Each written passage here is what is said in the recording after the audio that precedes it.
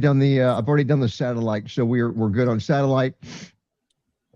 So people watching the stream, it's going to be a good show today, guys. We got a lot to talk about. So I will be doing in 45 seconds. I'll be doing a small intro, and then when we start radio in 6 minutes, I'll be doing the full intro.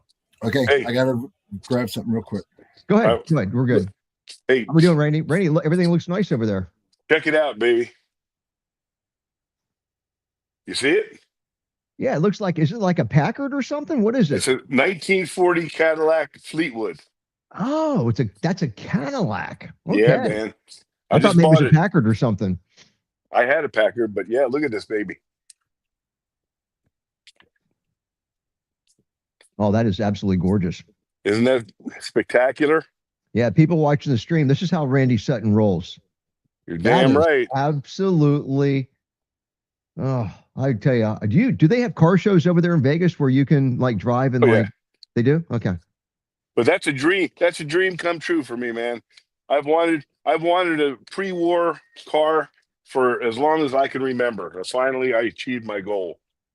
Good for you, dude. Yeah, that is pretty spectacular. And I'm a guy that can appreciate stuff like that. I know. I wanna, when I see you maybe Sunday, I definitely want to, I want to get in the cockpit of that sucker. I want to see what it smells like, what it feels like.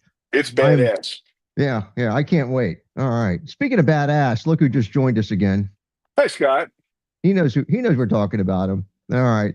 We got 5 minutes, guys, before we start the radio. For our streamers, you guys know the drill. We're no longer live out of the Boss Hog Radio Network, which means fewer commercials for you guys. If you're on the stream and you want us to talk about something or answer questions, just let us know. Type it in on the stream. Right now, I'm on StreamYard, and I can see we got Sergeant George on Hayward, California, 43 degrees. Guys, it's going down into like the 20s tonight here in Tampa, if you can believe that. Yeah, after the show, I got to go in the attic and I got to get blankets and stuff to cover plants with and stuff. It doesn't happen a lot, but yeah, I gotta pull like 8 blankets out of the attic. We got Spook Dog. Oh, Spook Dog on he is on YouTube. He has a 1926 Oakland. It's a General Motors. Wow, Ooh. Randy. Wow. Look at that. Yeah.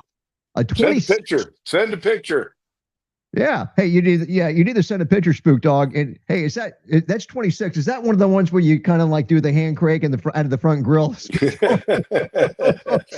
Well, and then Sergeant George said Al Capone is rolling over in his grave in astonishment, seeing Randy driving around in that old Cadillac. So, all right, I love it. And if you want to send a picture, you can send it to, if you don't have an email address, chiptoblock@gmail.com. And I can get it to Randy and Scott. You're muted, just so that you know, FYI. And I'm gonna pop over to Rumble, and I don't know that we're live on Rumble yet, but I can see that we've got MVS is over there waiting for it to kick in. It's only 20 degrees there in Northwest Colorado, so wow. Yeah, okay, I don't think I'll be. Somebody's asked me if I do Call of Duty. I used to do that. I played, but I'm not a big Call of Duty. I mean, I love I love the game. I just don't play games very much. I don't have time. That's it. With me, and it's kind of like I'm a guy. I know how people get caught up in games, just like I do with gambling. I know people get caught up with that, but with me, it's got to be productive time. If I'm spending my time doing stuff that cannot be making me money, unless it's just short. I do have a flight simulator, a handheld on my phone. I've got one of those Z folds, so it opens up. And I like to do that, but I can do it in 5 minutes and then I can get off. But anything like anything like that, it'll consume you for hours. You can be on a computer, and it's not really productive time. I agree. You get my brother. He plays for like 8 hours. My kids they play all the time. I mean, it's like I don't know. I mean, I can see where you get locked into it. I totally get it, but it's like you said. I feel like I'm wasting a day. There's a million things I could get done. And do you guys know? Do you guys know the character that plays the general on Call of Duty?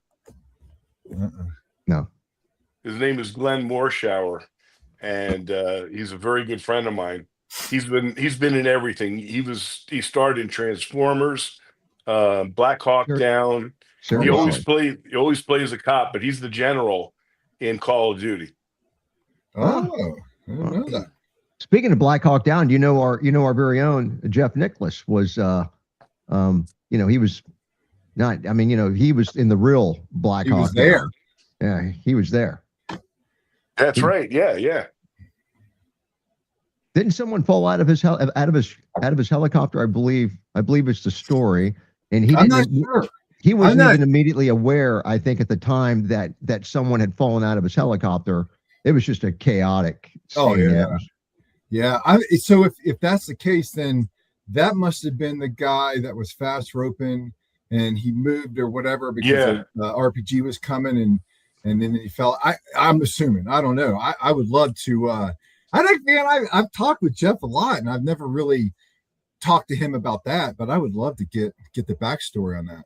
Yeah. So, guys, watching the show. I mean, we're going live on satellite in 1 minute and 1 minute exactly. But Jeff Nicholas, who we're talking about, he's the CEO for Compliant Technologies, which owns the product, the glove that we love so much. And Jeff's on the show, and lately he's been on the show every week. And we're going to hook up with him at SHOT Show. Now I know Scott is not going to be able to make it to SHOT Show, and Randy is going to be. Well, Randy lives there, but Randy's going to be there as well. And so a lot of us are headed over there. I found out, I believe yesterday, that attorney Anthony Bandiero is not going to be making it like he originally thought he was going to get there on a Tuesday. That has changed. But I am going there with Brett Bartlett, and we're going to get there on Sunday. I think Jeff Wenninger is going to arrive sometime on Monday. And also, Travis Yates is going to be there. Randy Sutton's going to be there. Dr. Joel Schultz, he's going to be there. We're going to have a big crew of guys there. Jamie Borden and Danny King, all those guys. 5 seconds, go on the radio. Here we go.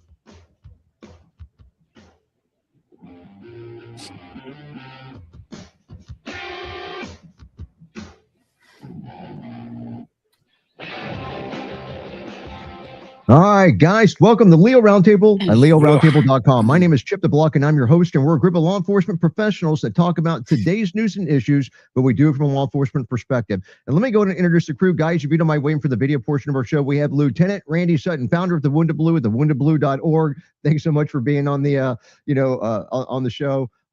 And guys, we got Scott Starr too. Look, Scott, former Green Beret, Delta Force member, he's going to be critical on today's show.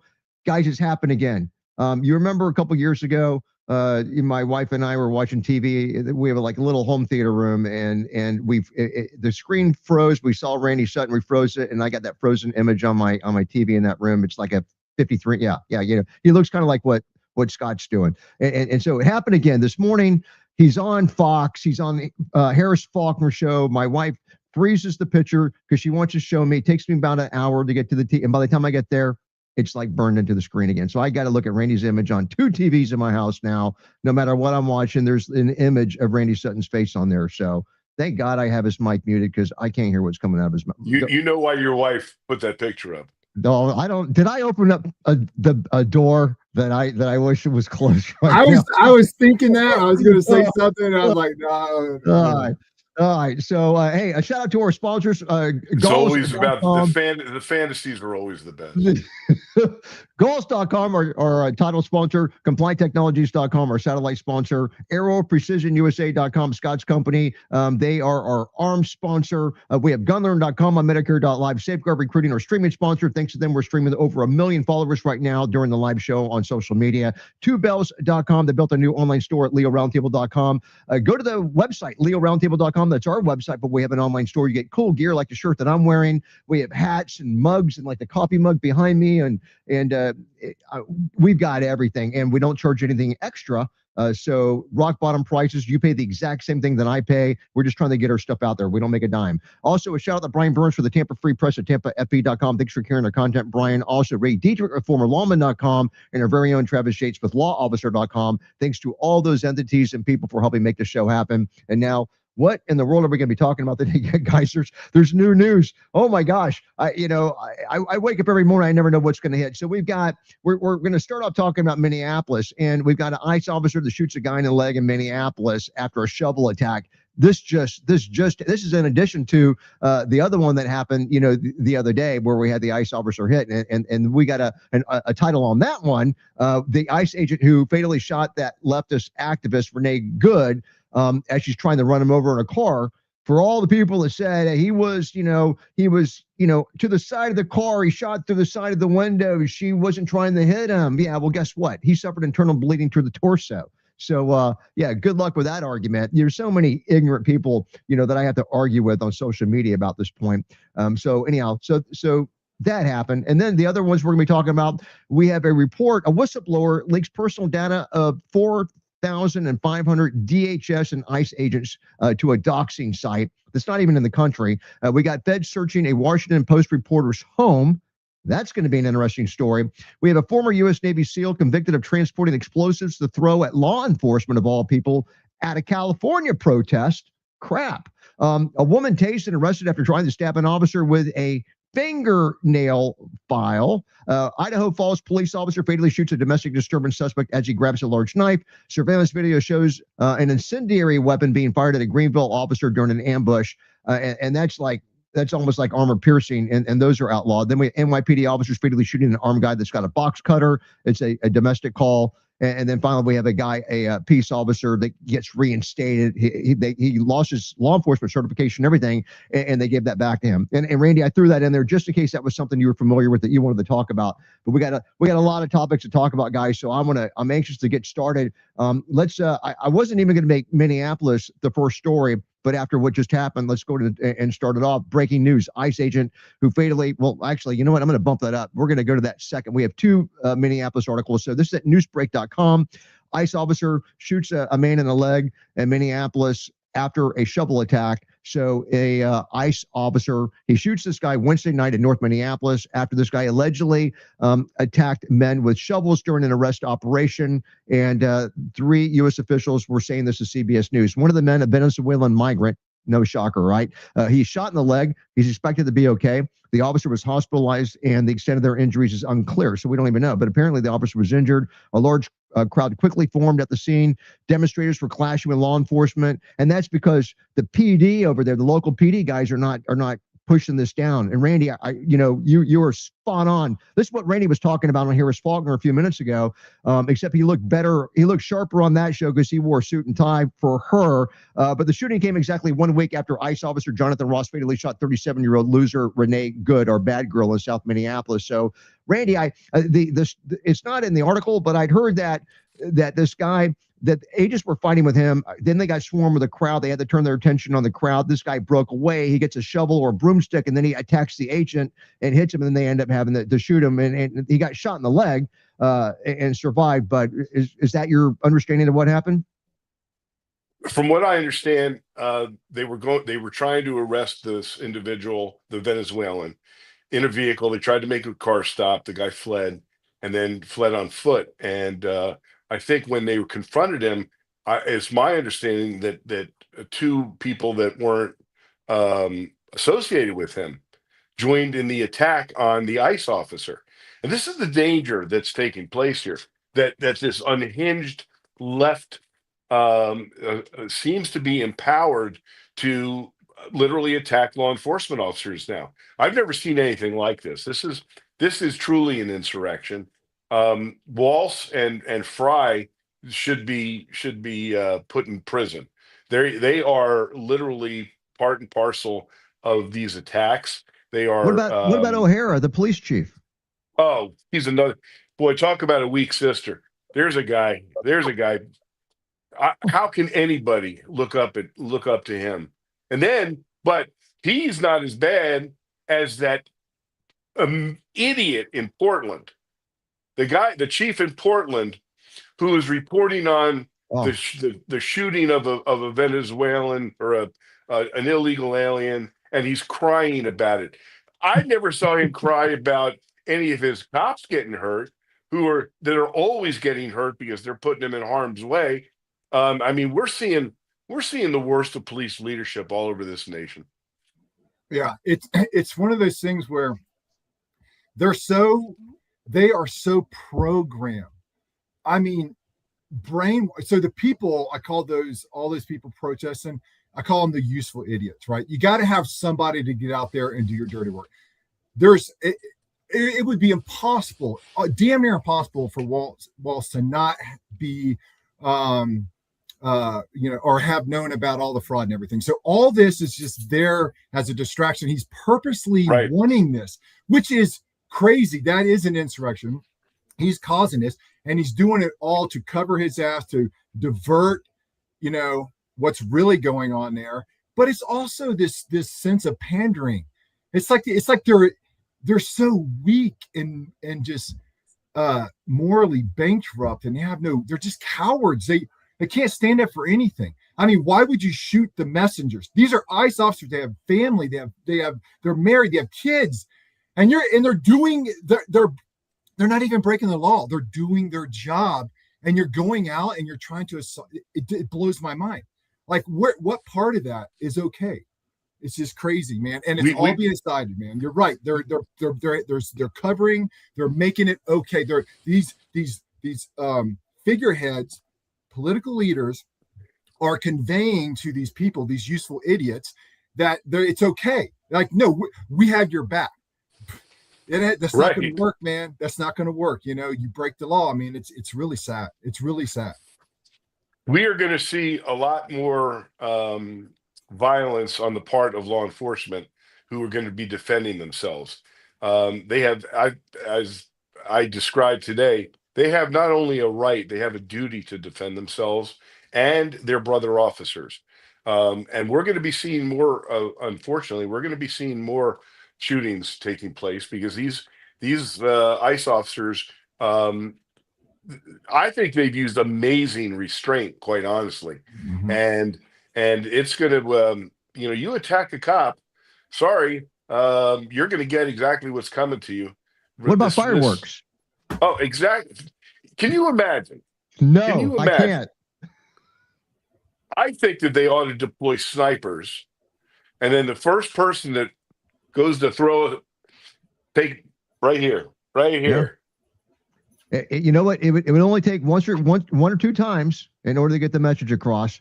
But you know what it is? Like the people you just mentioned, Waltz, Jacob Frey, or Fry, or however you pronounce his name, and O'Hara, or even our tearjerker guy in Portland. They just are not allowing the cops to do their thing, which is what the cops really want to do, I believe. It's just sad. Well, guys, we are coming. Go ahead. We got 15 seconds. I would just say it makes you wonder. Like, are these politicians are there people inciting this on purpose to overthrow, to create chaos, or are they just that ignorant? Who knows? I think it's purposeful. That's what I think. Hold that thought. Commercial break. We'll be right back.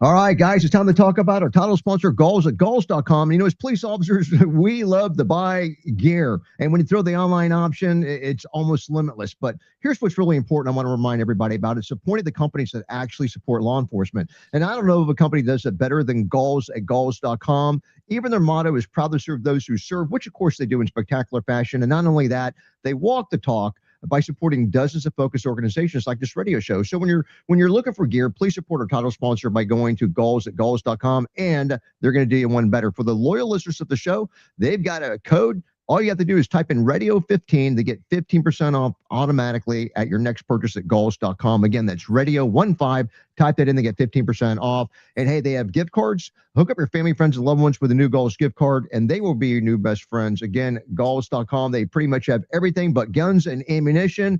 If you don't know what they have, or you're not that familiar, or you haven't been to the new Galls, go there today. I think you're going to be surprised at what you see at Galls.com. All right, now it's time to talk about Compliant Technologies at CompliantTechnologies.com. And yes, Compliant Technologies, they are our satellite sponsor. And guys, we all know about the globe, but in today's world, protection goes beyond physical safety. It's about safeguarding those on the front lines from what we call hidden threats. And that's where MyTech, a division of Compliant Technologies, comes in now. They provide advanced protective solutions designed for law enforcement, corrections, and first responders. Their Eagle Protect nitrile gloves, they offer 4-hour fentanyl and saline protection, giving you peace of mind in high-risk environments. Plus, their MyShield disinfectants and sanitizers, they actually eliminate 99.9% of germs, bacteria, and viruses on contact, and they continue to kill for up to 28 days, giving you peace of mind and helping you stay protected both on and off duty. So when safety is non-negotiable, you can trust MyTech to deliver the protection that you need. Simply go to complianttechnologies.com/MyTech in order to learn how to equip your team today. Again, that is complianttechnologies/MITEK, because the best defense starts with the right protection.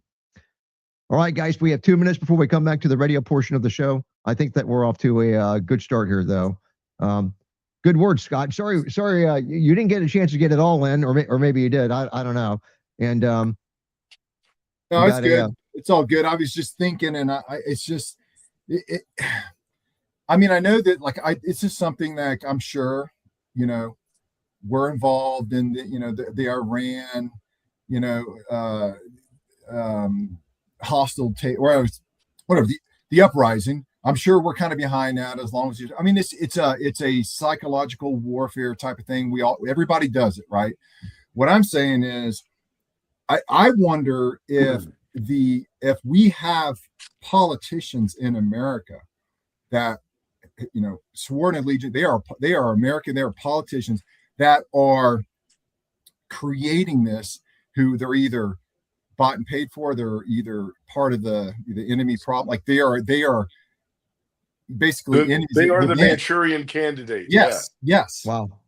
I'm wondering that, because this is there's no way that somebody who has an education, which I'm assuming through the process of getting their education, they studied history, they understand stuff like that, especially if they're in politics, they must understand this. So what they're doing is, it's just like whenever that guy, the Arizona, Mark Kelly is a senator or something in Arizona, where he was one of the Sedacious Six who came out with they knew what they were doing. Hell, the one girl was a freaking CIA chick. They know that was purposeful. That was just to plant some doubt, to create. That is sedacious. That is incredible. I can't believe it happened. And we're seeing it all the time. Really hold that thought. Back to radio.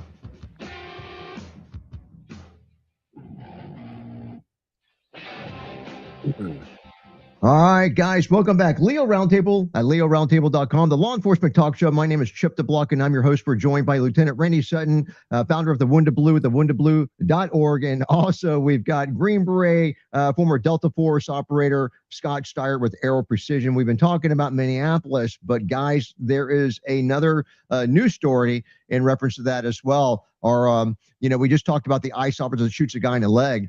We have another ICE guy that's a little bit of a better shot that we're going to be talking about. Breaking news: ICE agent who fatally shot leftist activist Renee Good as she tried to run him over. He suffered internal bleeding to the torso. Yeah, I called her a bad girl. The title of the article is Leftist Activists. I said that the ICE agent was a better shot than the one that shot the dude in the leg. I'm not going to apologize for that.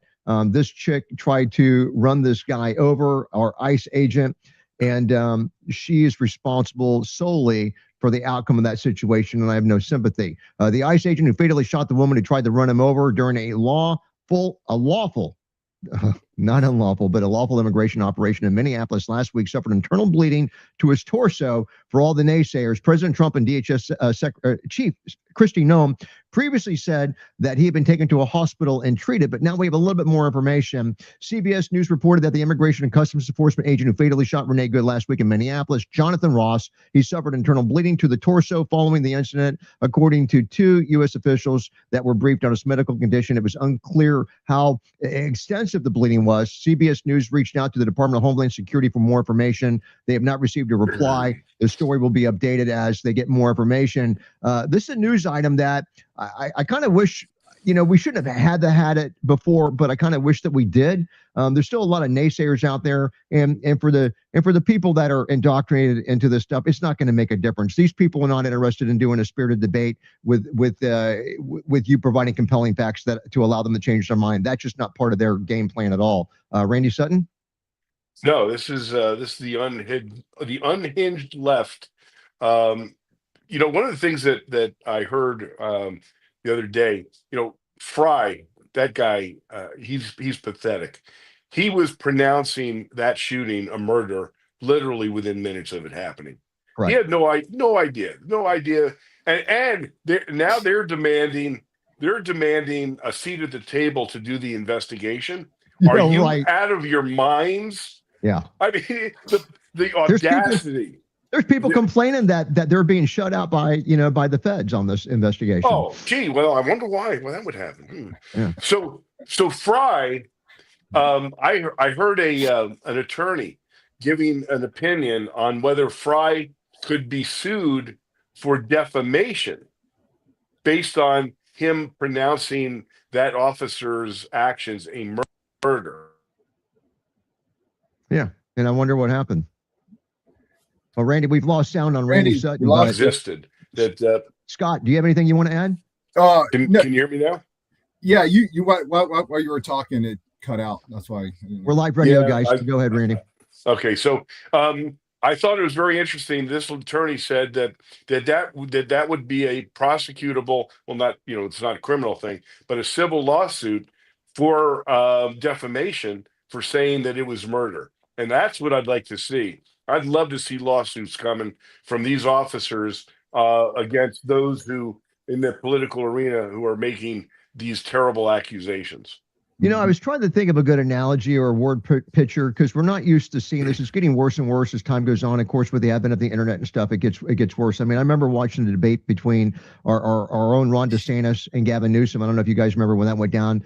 And you could say the sky is blue, and Gavin goes, "Well, actually, no, it's not. It's actually green. I just went outside and looked. It's green." And the guy, if his lips are moving, he's lying, but he does it with such conviction. The closest thing I can, when you watch these old Westerns and you have these outlaws that come in and they want to take over a town and they want to establish themselves as the authority. It's almost like when I think about Tim Walsh and I think about Jacob Frey and I think about O'Hara, this chief that just sits there next to the mayor as the mayor's running his mouth. And instead of just turning around and walking off the stage and leaving the mayor, by himself, and doing the right thing, especially when the troops are supposed to look up to you. He just stands there and then he'll get up there and he'll be a puppet and say the same crap. It's almost like, the insurgents or the outlaws have taken over the town, taken over the position of sheriff and deputy, and they've just like taken over.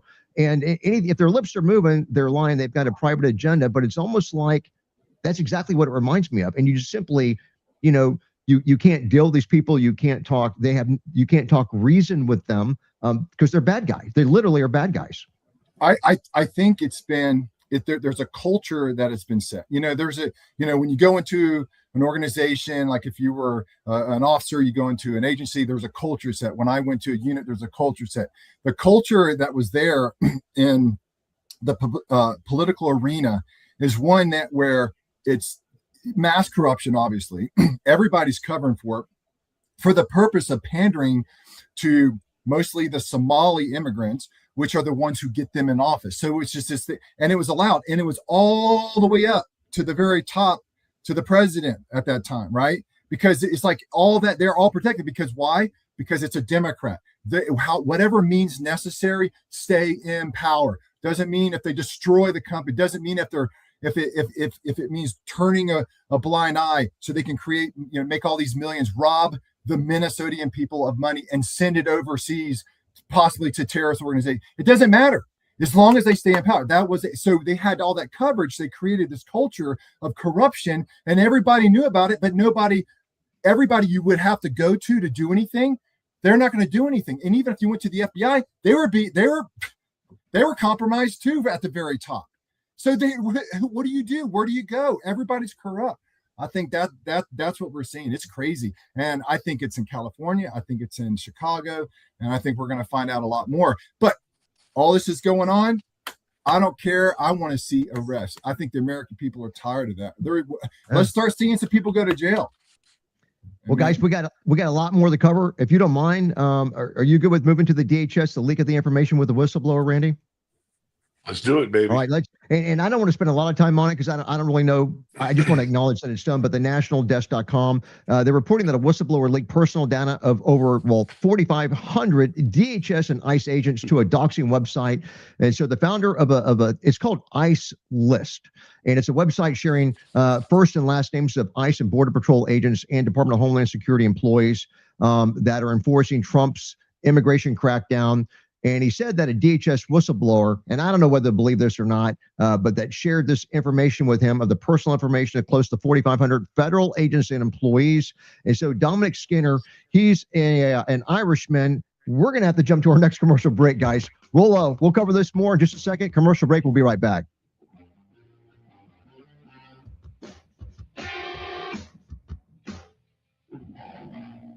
All right, guys, introducing Aero Defense by Aero Precision at aeroprecisionusa.com, a beacon of durability, dependability, and all-American craftsmanship in the realm of duty rifles. And yes, we're talking about Scott's favorite subject, long guns. They're born from an aerospace engineering company, so you know these guys know what they're doing. And Aero Defense by Aero Precision demands perfection because settling for anything less is not an option when your life is on the line. Visit aeroprecisionusa.com for a lineup that matches every discipline because they basically have something for everybody. And you know, since 1994, they've been quietly leading the AR builder parts domain, but now they're making waves in the complete rifle arena with Solus bolt actions. And that's not all. The M4A1 Pro and the Mod 4 handguards, they already hit the market at aeroprecisionusa.com, the embodiments of duty rifle excellence, but they're now being tailored for the civilian customer. That means that now you guys can start getting your hands on the primo stuff. And they also have the M5 AR 3-weight platform. So don't settle for less when you can have the best. Head over to aeroprecisionusa.com. And we got 4 minutes before we come back to the radio portion of the show. And all right, Solus bolt. That can you describe for our listeners, Scott, what a Solus bolt action is? And you're muted right now, but can you just do that for us? As soon as you unmute that, there you go. Yeah. So the Solus bolt action, it's kind of it's a very well thought out design, and it's not just based on like old technology. It's got the 3 lugs. It's got a 60-degree throw. So it's nice and fast, or if you don't have to worry about running your bolt up high enough where you're hitting your fingers or knuckles on the scope and all that. So very well thought out, dual ejectors, right? So you have two ejectors which will push on the face of the round or the back of the round, which means that it's going to eject evenly and consistency no matter what type of ammo you're using. Very strong claw for extraction. I mean, and it's a one piece, like all CNC through one piece design from the pick rail, which has a 20 MOA built into the pick rail, internal lug, the recoil lug. It's all one piece, super, super solid, easy to take apart. You can take out the bolt really easy, twist it, doesn't take any tools. You can take out the firing pin, you can clean it up, put it back together. You can change out the bolt face to change over to a Magnum caliber round or a different round. As long as it's the same length, you can change that out so that it's really amazing. It's well thought out. One of the most accurate rifles I've ever shot for the money. In my opinion, you can't get a more accurate rifle for the money. The potential is just unbelievable for this thing. It's awesome. Aren't you glad you asked that question, Chip? I mean, I'm kind of fascinated by it. The only other question I have is that sometimes, and this is just more of a curiosity thing. So like I have a I'm going to go, I don't usually like to get competitors, but it's a Colt. So I have a Colt AR, but they're the original guys. And I have a law enforcement military restricted Colt. This is back when they limit who was able to get them. And the wadding's still in the barrel. I've never shot it. It's just I'm holding on to it, but it has a full auto bolt in it, which I was surprised that it did. How do they roll with the aero bolts with that respect to the full autos or the semi-auto bolts? Because I know there's a lot more stress on the bolt if it's a full auto, the heat buildup and all that stuff. Well, I mean, really, when you look at the BCG, all right, it's only going to, I mean, if it's cut and designed to go full auto, it doesn't really affect the operation. The only time, I mean, it doesn't change anything. The only thing, it's like, yeah, if you run it on full auto, obviously it's going to get hotter, but you have to have a full auto type bolt in there, or BCG. There's like a certain cut, and it allows it to go full auto. In a lot of states, it's illegal to have that, But who really wants to shoot full auto anyhow? I'll be honest. With you. I think it's who cares, right? It's a waste. Full auto. Yeah. I mean, even when I deployed, the rifle that I have was not full auto. Why? Because it's not a crew serve weapon. I can understand a full auto. There is a time and place for full auto. But to me, for an assault rifle, like I can pull the trigger pretty fast, really fast, while aiming every time. Way more lethal than just trying to hold a gun down. And I don't care as hard as you hold it, it's not gonna be as accurate. So you're, eliminating the enemy. It doesn't go away with the noise of gunfire, right? It's rounds on target. So I'm not a fan of full auto. And the bump stocks, I think that's the dumbest thing in the world. I mean, it's a novelty thing, but it's Yeah. completely worthless. It's pointless. You cannot shoot that accurate. It's stupid. Going back to radio. Here we go.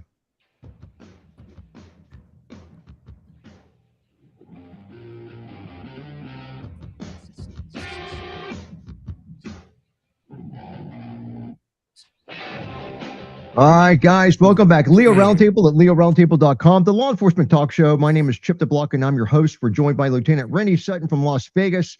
Wow, Las Vegas. I'll be there on Sunday. The founder of the Wound to Blue at thewoundtoblue.org. And yeah, Scott Steyert, he's with Aero Precision USA. He's got a really pretty spectacular and impressive Green Beret and Delta Force background. I'm just touching on this Homeland Security thing. I was reading an article where we had a whistleblower supposedly leaking personal data of 4,500 DHS and ICE agents to a doxing website. And it looks like our guy, Dominic Skinner, he's an Irish dude that's living in the Netherlands. He shared with the Daily Beast that following the fatal shootings of Renee Good last week, an employee of DHS handed him the personal information of roughly 2,000 agents that were working on the front lines of immigration enforcement and other 2,500 employees who work in supporting roles. And Skinner's saying it's a sign that people are not happy with the United States government. And so I'll drop it there because I know we want to, there's other things we're going to talk about. But any quick words on that one, guys? If they find out who it is, he should be taken outside and shot in the courtyard. Yeah, that's just horrible stuff. Dangerous.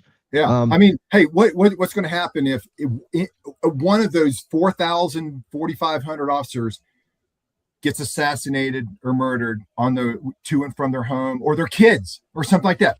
Yeah. What are you going to do?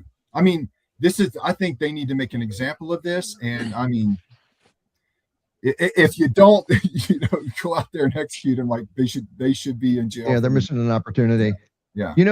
On that note, I think what I'm going to go in and do, I think I'm going to jump around a little bit here. We've got another update story, and I'm just looking for it right now. I know that we've got one where the reporter, was Washington Post reporter.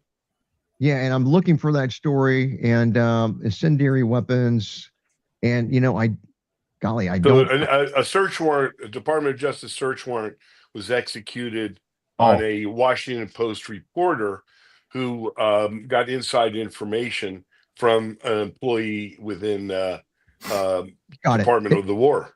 Hannah Nadison, and that was in the Washington Post, and it's at the Liberty Daily. But Feds search Washington Post reporter's home. Yeah, so Natalie or Hannah Nadison, thank you. They did it at her home and devices on Wednesday, and it's a reference to a Pentagon contractor that accused of sharing government secrets, according to multiple reports. So Nadison, the reporter, she covers the Trump admin's reshaping of the federal government for the Washington Post and stuff. She had her phone, 2 laptops, this is huge, guys, and a Garmin seized from her Virginia home, according to the outlet.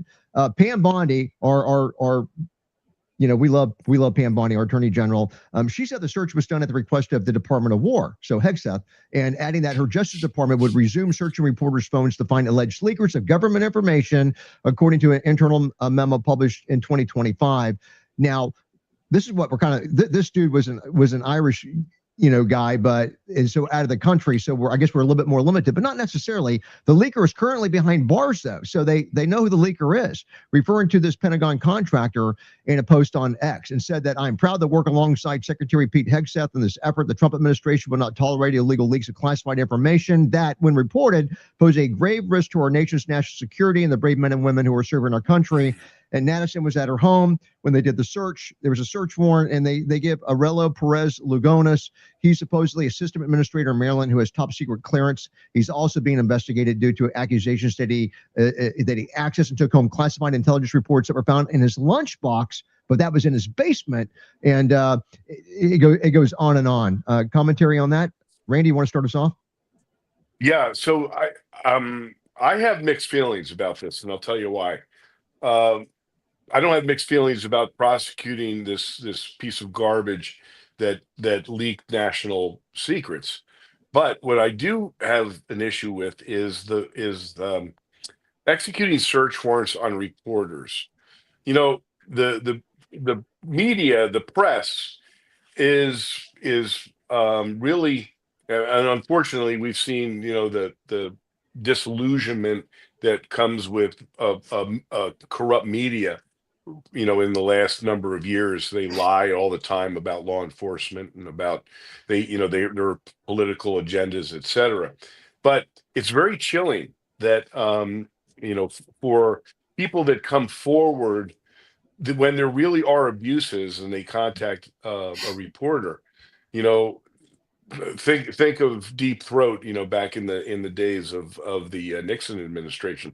If there hadn't been a leak, what would have happened? That would have continued to take place. So on one hand, it gives me pause I get it. when I hear about it, but on the other hand, we certainly understand it. If somebody's going to be leaking, how else do you get the information?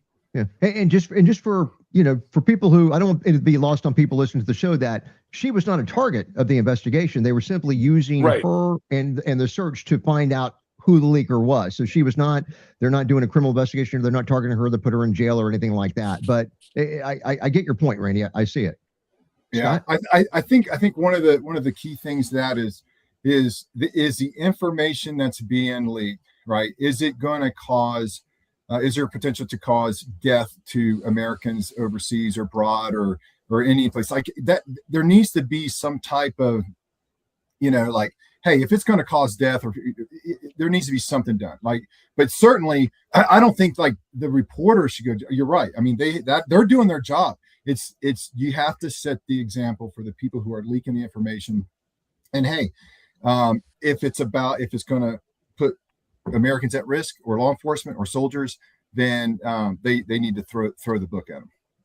Well, guys, we got another one here. Justice.gov. Former U.S. Navy SEAL convicted of transporting explosives to throw at law enforcement at California protests. Are you kidding me? So we're in Albuquerque, New Mexico. After a 5-day jury trial and approximately 3 hours of deliberation, not too long, a federal jury convicted Gregory Vanderberg, a former U.S. Navy SEAL, of intending to use explosives against law enforcement officers at a June 14, 2025 No Kings Day protest in California. It talks about he's 49 years old. He's from El Paso, talks about going to a fireworks place, getting fireworks, explosives, asking questions, trying to recruit them to come with him, telling them what he's going to do. They contact the authorities, and that's kind of the way that it goes down. It says that he bought 72 M150 firecrackers and 6 large mortar fireworks and other stuff. Commentary on that. Scott, you want to start us off on this one? Yeah, this guy's clearly he's not he's mentally just this dude's messed up. He's living out of his car. He doesn't have a job. He was going to go. He's I guess there was paraphernalia. He's probably some type of Nazis and anti-Semitism. This guy is like off his rocker. So kudos to the fireworks. Yeah. Folks, like they saw a red flag. They picked up the phone. They made a call and potentially could have stopped something very bad, because it's not that necessarily that the fireworks, yes, they can cause harm, right? And potentially death. More importantly, you start throwing out these fireworks in the crowd, it's sounding like gunfire, people get crazy. It could have been really, really bad. And I think that was probably what what his intent was, is to create chaos, to get officers to maybe draw their, think somebody's shooting at them. It could have been really bad. All right, thanks. Randy Sutton, any commentary? What a moron. This guy doesn't have an IQ. I mean, if you're going to participate in a behavior like this, why on earth would you announce it to everybody else? We don't catch the smart ones. We only catch the morons. Yeah. That's a good point. That's a good point. And I want to go ahead and mention, I know we got just a couple minutes, and I thought that I had the article set aside. I don't see it. If I see it, I'll bring it up. But I saw an article that was talking about the U.S. capabilities when they hit Venezuela, and that they didn't describe it. And I don't want you to reveal anything that's not out for public consumption, Scott. But they talked about some kind of a sonic weapon or device where they were talking about a small number of helicopters coming into a controlled area. There was some guy that was doing security, for Maduro. And they said that, 6 or 8 helicopters rolled in. You've got maybe 20 guys being deployed out of them. And then the sonic thing hits, and then everybody's down. They got blood coming out of their noses. They're destroying it. They're throwing up, and they can't even return fire. And he said it was a massacre because they weren't able to hit one of those guys, but hundreds of bad guys got killed And it was just so impressive. And he was giving an interview and just like, I don't care what government you're with, Cuba, Colombia, don't screw with the freaking Americans, or special force. It was pretty impressive, Scott. I gotta admit. Well, when I read that, I mean, I don't know of any kind of weapon that does that. Now, I'm not saying there isn't one. I mean, there's been talk of other state actors here that have, people complain of the Havana syndrome, I think they call it. So there's probably something out there like that. I've never seen it. There's probably one, I'm sure, right? I don't know if it was used. I don't know. But I will say this, without a doubt, the level of training that these guys have is hard to even comprehend if you haven't been in that realm. And so it could have been just such an overwhelming, because I know how that is. I've been on the right side of that, and it's so overwhelming. These guys are so highly trained. People are going to be like, what just happened? All right, hold that thought. Commercial break. We'll be right back.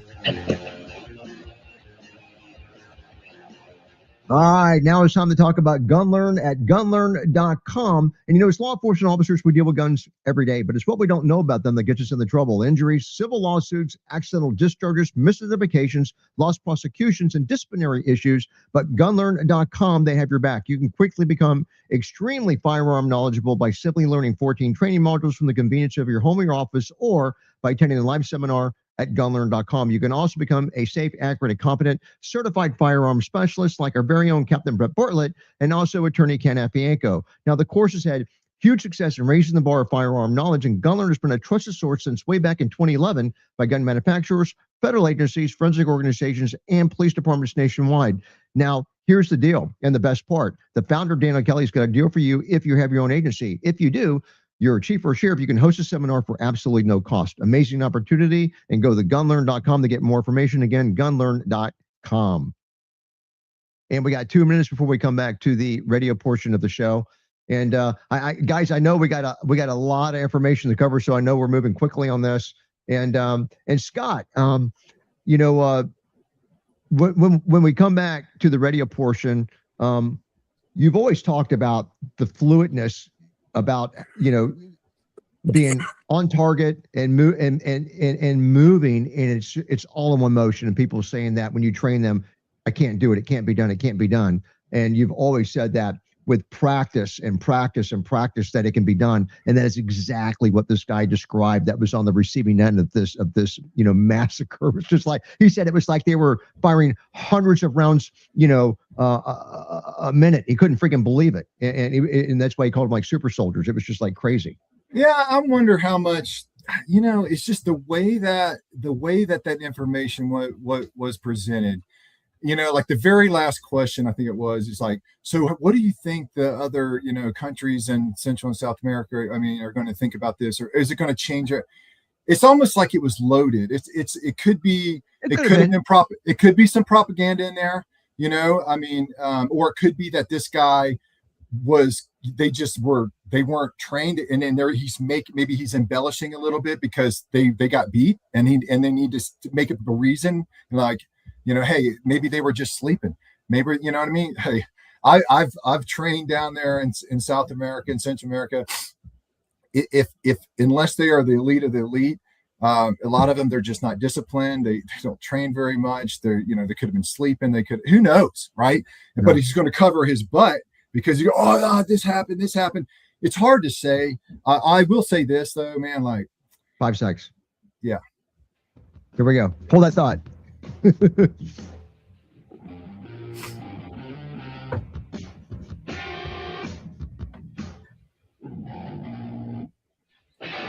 All right, guys, welcome back. Leo Roundtable at leoroundtable.com, the law enforcement talk show. My name is Chip DeBlock. I'm your host. We're joined by Lieutenant Randy Sutton from the Wounded Blue, and also Scott Steyert from Aero Precision, also has a Green Beret and Special Forces background with Delta Force. We've been talking about, the grabbing Maduro, really essentially a law enforcement operation. And Scott and I covered it on the Monday right after this thing went down, but they were backed up by the military. It's the largest of its type, I think, that's ever happened in history. And we were just before break, we were talking about a on an account from a guy that was on the receiving end of special forces, just talking that they were just like outmatched, like massively. And Scott, we were talking about the training level for for like Delta Force, which is Scott's old unit that was actually in charge of doing this, at least at the Maduro residence that was at the military compound. Final words, guys, on this, Scott and Randy? Well, I was just going to say, like I was talking about earlier, it's I'm a little bit cautious. Like I said, it could be propaganda. They're just putting that out there. But I will say this for 100%. I mean, it's very common whenever Delta does a hit. It's so quick, and it's speed, surprise, and violence of action. Overwhelming. It's overwhelming. It's overwhelming. So to somebody who has never experienced that or trained at that level, or know what the capabilities could be if you did take your training to a certain level, you have the right guy. They're selected. There's all kind of testing done, IQ test, everything. It's like, is this the right guy for this unit? You have all that. Then you, beyond that, once they know that, then you go into the training side. It's incredible. I'm very honored to have been a part of that, but they're going to continue to get better. They are America's best soldiers without a doubt. So how long did you do in the service? 22 years, just shy. It's like Wow. 21 years and like 8 months or something like that. Yeah. You were talking about like embellishing. I guess they wouldn't want it. They wouldn't want people to think they lost to like a Red Cross helicopter rolls in, or the Girl Scouts, So, Right. but it was. I tell you, I loved reading the story. It was pretty impressive. Guys, we have some other stuff, coming up. You ready to move on to another couple of stories? I know we got the incendiary device one, and then we got the female that I really would like to talk about that tried to stab the officer with a nail file. That seems like it's right up Randy's. Randy, that's right up your alley. Come on, I know you're going to be all over that. So that's just date night, man. That's just date night. Yeah. So we got Rumble.com, our favorite law enforcement video channel called "This Is Better." Woman tased and arrested after trying to stab an officer with a fingernail file. I don't know well, I'm just thinking taser. It's just crazy. So Edmond, Oklahoma. We've got an Edmond woman facing assault complaints after police say she attacked an officer with a fingernail file during a confrontation on Friday. She's panhandling. So Edmond police, they go there. The officers see her on the side. She's got like give me money or some kind of a sign like that. During the encounter, the officer's talking to her. The woman lashes out at the officer. And you can see her, even in my notes, I've got, she goes into her right pocket, and it's in her pant. She's got a winter coat on, but she goes under that into her right pants pocket. She's fiddling around trying to grab something. No, officer never addresses that at all. He lets her pull it out, and this is going on for seconds. And she pulls out this nail file, and but you don't know what, it happens so quick. You don't know what it is, and she goes and she's in a stabbing motion at him. So he starts running away from her and grabbing his taser in response to that, which surprised me because I guarantee you this guy didn't know whether it was a knife, and it doesn't really matter whether it's a nail file, a knife, a pick, or a crowbar, whatever. It's a lethal weapon and in a stabbing motion. He pulls out a freaking taser, runs away from her, and then he keeps running. He's got his cruiser with another dude that's not paying attention to what's going on. So he runs back and that guy says, "Oh crap, this woman's coming at us with a freaking something." And so they both go back, but they both go taser. So the woman, they deploy a taser, they take her into custody. And the woman's treated at a nearby hospital before being booked on assault complaints. Police did not release the information about the officer's condition, which I thought was noteworthy, which kind of implies that he had injuries and that he had to go, get treatment for them. They don't also say what it is. Randy, start us off on this one. We got a little less than 5 minutes. Well, watching what's taking place around the country with the use of force issues, officers, being forced to de-escalate. I love that word. That word de-escalation has become laughable. They're less concerned with their own safety because of politics, and they're afraid of being punished for using the proper amount of force at the proper time. You allow somebody to start digging in their pockets when when you're having an interaction with them, you're putting yourself in jeopardy. You have to take care of business, and our officers are becoming more and more afraid to use the proper amount of force at the appropriate time, and that's why we're seeing so many cops getting hurt. All right, thanks. Good point. Yeah, agreed. Scott, I'm just glad it wasn't a gun, Scott, that she pulled out. Well, I mean, and it goes back to what Randy said, but I think it's also there's this kind of a thought process, and as far as like whenever cops are trained, from my perspective, it's more about de-escalating, understanding the other person, having empathy for that person, and all this stuff. I get there needs to be a level of that, right? But if this guy was more maybe confident and hand to hand, I mean, I just thought like running away is like, was he surprised at what he saw when this lady was sitting there, and then he's surprised. But I mean, in my mind, I'm like, if this woman, and I see something come out of her hand and she comes after me, I mean, again, I don't know if they're allowed to do that, but I mean, he could have handled it right then and there, but he runs away and fear and panic, and then I mean, it worked out. I mean, thank God, but he only by accident. It only by accident. By accident, and it happens all the time. Just like that. He grabbed the taser, though. He didn't go for his gun. That just blows my mind. If he took the time to grab a weapon, why would he go with a taser instead of a firearm in a situation? It's not just like it's not like she's a potential threat. She's in active mode trying to stab him. I mean, could you imagine if he just catches the jugular and he bleeds out and he loses consciousness, or Agreed. But why not even? And again, maybe you have a better answer for it. But if I have this small woman who's frail, I mean, I'm not saying she's not capable of severe, but I mean, right then and there, it's like just grab her hand and throw her on the ground and get it over with. Yeah. I mean, I do agree that there are times and moments to where you're too close. You're better off and faster trying to grab that gun, grab that knife, than trying to distance yourself while you're being stabbed and then try to draw a gun, which is going to take way too much time. I have seen officers, and I'm so impressed when they do that. They realize that it's more dangerous to try to create distance and then go for a weapon as opposed to just go for the gun, or go for the knife. You're absolutely right, Scott. That was so close. Yeah, and that's where, and I keep bringing back, the gloves. I mean, if the officer had the glove on, he's over, he's doing everything he does, and that lady starts reaching. As soon as you grab that hand, I promise you, whatever is in that hand will not be in that hand anymore, and they will be compliant without even hurting the individual. It's such a good.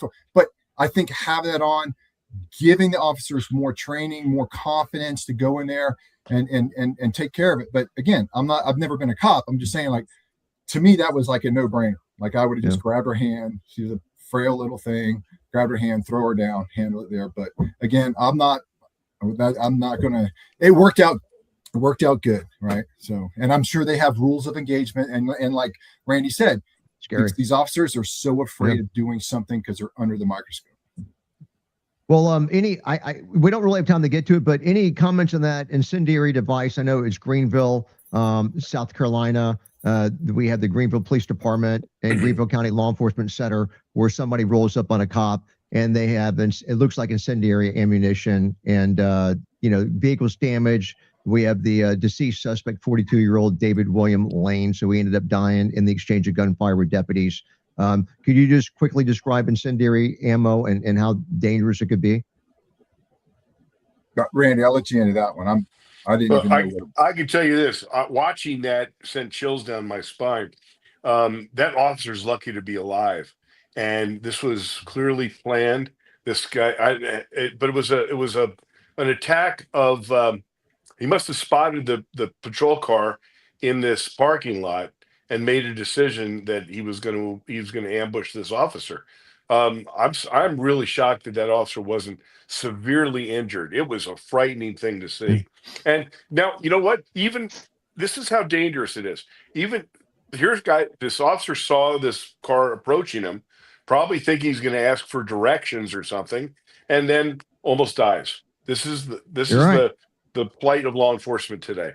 Statutes treat that just like armor-piercing ammo I've seen. But guys, hey, great show. Lieutenant Randy Sutton, Scott Steyer. A shout out to Gulls.com, CompliantTechnologies.com, AeroPrecisionUSA.com. We have Gunlearn, My Medicare, Safeguard Recruiting, Two Bells, and FisherLandoBass.com. We'll see you guys back tomorrow, 12 noon Eastern. And we're going to keep the show going for the next minute and a half just to keep the satellite companies happy. Any final word? And I know that you were in the middle of talking, Randy, when I had to cut and get the taglines out. But the Wounded Blue, the woundedblue.org. Guys, we've got a special thing that we're going to be doing during SHOT Show, and we're going to carry it on after SHOT Show. It is a fundraiser for the Wounded Blue at the woundedblue.org. We're going to have a landing page for this. Compliant Technologies is going to be putting the glove on some of us, including on me. And you guys get to make a donation to the Wounded Blue. And when you make the donation, you can write the name in of the panelists that you want to support, during that. And whoever lasts the longest, whoever takes the longest to comply, that individual will get a free pair of gloves, and they've got like a $1,700 value, 1,700 plus, and that it's got to only can be owned by an agency. So let's just say that I last the longest out of everybody getting applied. I will more than likely donate mine to the Tampa Police Department, and an officer would be able to carry those, get the training, and then hopefully more officers, because they'll become a believer very quickly. But also the individual that sponsors me and donates money to the Wounded Blue, the most amount of money in my name, they will win a free pair as well, be able to donate it to an agency of their choice. And look, if you're active and work for the agency, I suspect that you could likely be the one carrying the gloves while you work and getting the training. So it's just a win-win. It's a great opportunity. So 2 pair of gloves are up to be one by the person getting, gloved, and then the person that donates the most money in their name. And we're going to probably carry this on, I would say, maybe to the end of February. That way, if we go the SHOT Show, and let's just say that Sheriff David Clark is there and he wants to do this, we may throw his name into the mix after SHOT Show. Hey, you can make donations to the Wounded Blue in the name of Sheriff David Clark if you think that he's going to last the longest afterwards. But we're gonna do it during SHOT Show, and we're going to start the fundraising right away. Right, Randy? All I can say is the glove, foreplay. So does that mean that you're getting gloved, Randy? Well, it's kind of going to be kind of like a proctologist, I think. Now that we have to make it fair. We have to have everybody has to get it applied to the same area. Or if that's open, my knee from surgery still half numb. Grab me there, dude, and I'm all in. But it'll probably be the wrist or something. So. But and no, we're not gonna be going proctology. I am so upset that I don't get to be there for this. I think it's a great idea. I think that's great what you guys are doing, especially to raise money and also to get the gloves out there in the hands of officers. It's great. Scott, I know you approached your folks about doing a donation to the Wounded Blue. Any movement on that? Yes, I was. So that was. I had to go ahead to do it. And we're still live on the stream. I'll tell you what. Why don't we'll kill this? I'm looking MVS and everybody over at Rumble. Thank you guys so much. And I had a Highway Weaver that was interacting and trying to that's over actually on LinkedIn. And he's conversing during a live show, which is pretty cool. So thanks for watching our new user over on LinkedIn, and all the people over here. On StreamYard that are on Facebook and on YouTube. We got Steve Bartlett watching the show related to Brett Bartlett, Bruce Dwyer, and Deanna. Deanna's first time here. Deanna, thank you so much for watching the show on Facebook. We're live every day, Monday through Friday, during the lunch hour, which is 12 to 1 o'clock on Eastern time. So please try to watch the show. If you miss it live, watch the recorded version. And Kathy Mitchell, Betty Dunn. I mean, the list goes on and on with all the people watching the show. Sergeant George. Thanks, guys. We appreciate it. And we will see you tomorrow, 12 noon Eastern. And